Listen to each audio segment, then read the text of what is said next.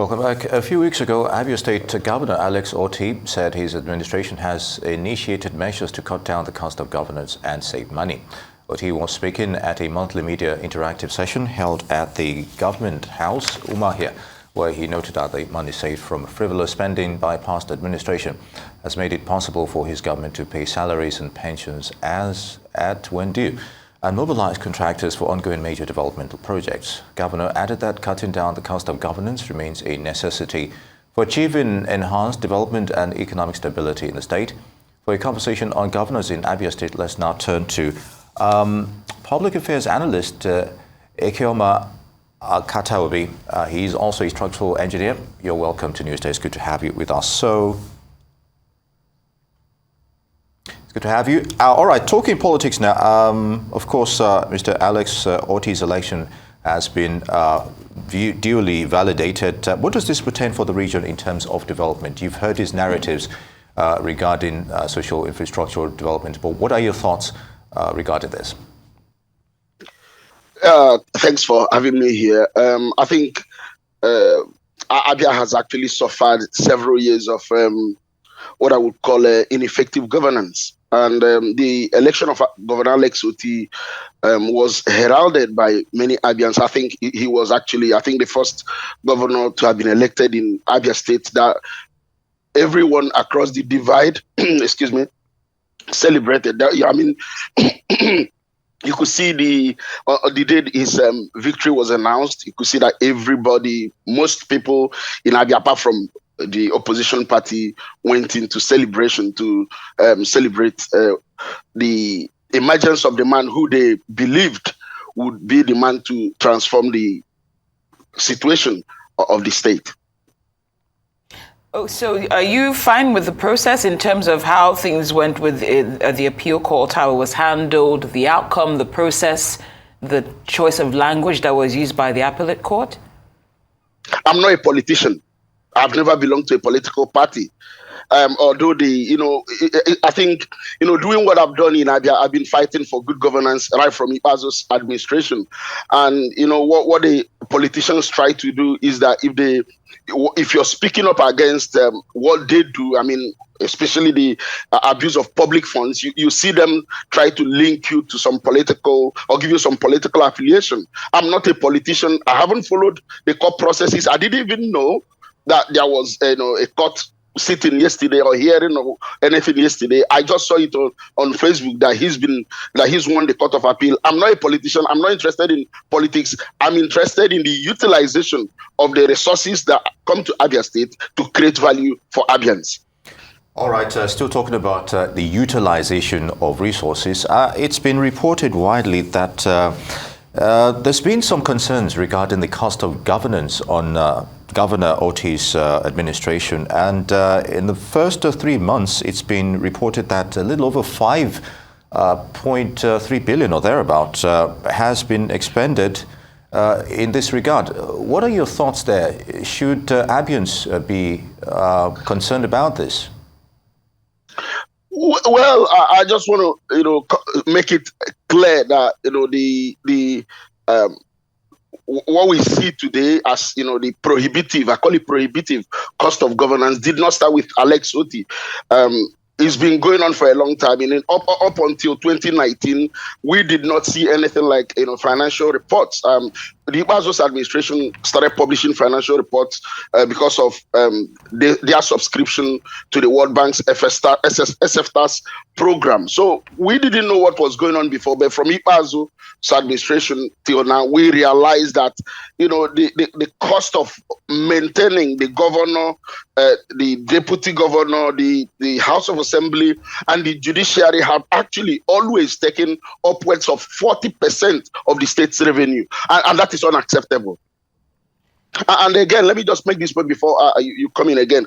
We expected a deviation from Governor Oti because he campaigned on the basis of doing things differently. And what we've seen is a continuation of what we saw during the PDP administration. And in my opinion, the charts, the data you're showing here, a comparison of different states, Ebonyi, Akwa Ibom, Enugu, and even Ikpazo's last, quarter three last year shows that Governor Oti is spending about 21.1%, or he spent about 21.1% of the state's revenue on running his office.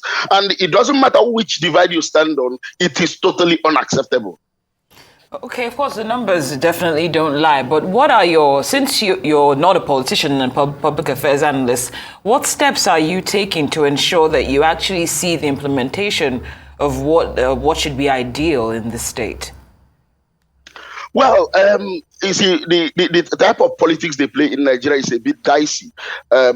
If you try to engage closely with the politicians, the next thing, I've been a victim of this, the next thing you would see yourself in newspapers that you came to ask for contract or something. This has actually happened to me. So what I've done is the data you see flying all over social media, and I think what is going on in Nigeria now, the awareness, the orientation that Nigerians need to now stop blaming the federal government in everything, start looking locally at the state. I started that process. So what I've done is to make this data, which Abians didn't know existed, make this data available to the public, and even go ahead to do analysis to show Abians, do a comparative analysis to show Abians that the cost of running government in Abia is prohibitive. Take, for instance, the cost of running the governor's office is the highest in the country. Go to the security vote again. The security vote, which I don't think is right, is unaccounted for, is still higher than Lagos.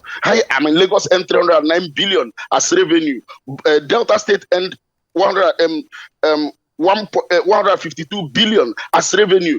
We have spent these states. We even have spent Borno. In fact, Borno is the state that came closer to Abia. And Abia is not a war front, so it is not acceptable. So what I've done is to bring this data to the public in a way to put pressure, apply pressure to the governor, for the governor to retrace his steps. And what I expected the governor, as a good statesman or as an effective leader, just like the governor of Lagos State did, was that the governor of Lagos, when this data were published, the governor said, look, our people, we've actually messed up. We've not carried ourselves in the right ways.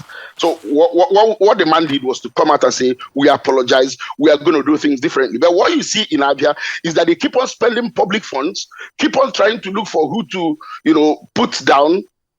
I didn't publish the details. You published them, and all I'm doing is to provide these details to the public to ensure that the public know and keep holding you accountable. All right, Ekeoma, briefly, if you can, on this issue. You're also a structural engineer. Where is Abia State regarding social infrastructure development? Up until like 3 or 4 administrations ago till this moment, you think? Well, you see, I don't want to begin to assess the performance of a government by, rehabilitating roads. So since I was born as a child, the measure we use in measuring the performance of government is that they built roads, that they reconstructed roads. I don't want to fall into that trap. So I assess the performance of a government using 2 parameters, what I call governance efficiency. And can you please put up the chart with the parameters on scorecard, please? The scorecard that if you can put another word, I can do it myself. Don't worry, I can just get that data from this end and talk about it. So I look at governance efficiency and I look at dividends of democracy. And if I'm looking at dividends of democracy, I look at things like education, healthcare, transparency in governance, accountability, corruption, following the rule of law, IGR growth, civil service productivity. And I can tell you that in all these areas, the governor hasn't made any giant stride. The governance efficiency in Abia State, it is still at an abysmally low level. Then I look at the dividends of democracy when I begin to talk about education. The governor hasn't done anything in education. On healthcare, he hasn't done anything tangible in healthcare. Cost of governance, again, poverty rate is still at an all-time high. He sacked 15,000 workers in Abia, because they didn't follow due process. I don't want to talk about that. Unemployment rate so high, poverty rate so high, transportation sector, which is what you're talking about, is actually where he's rehabilitating a few roads. But I always like to measure the cost of rehabilitation or the cost of what he's doing against the value he's creating. And this is what we call end value. And I cannot see any correlation between what the governor has done on ground and the amount of money he has claimed. And I also like to look at the process. Process is always very, very important, because process is one of the reasons why we are where we are in Nigeria today.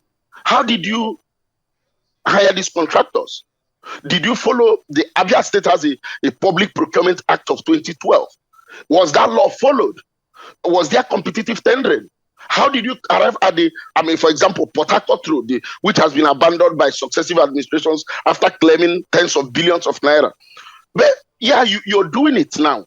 But, claiming 30 billion, that contract is the most expensive construction contract in Nigeria today.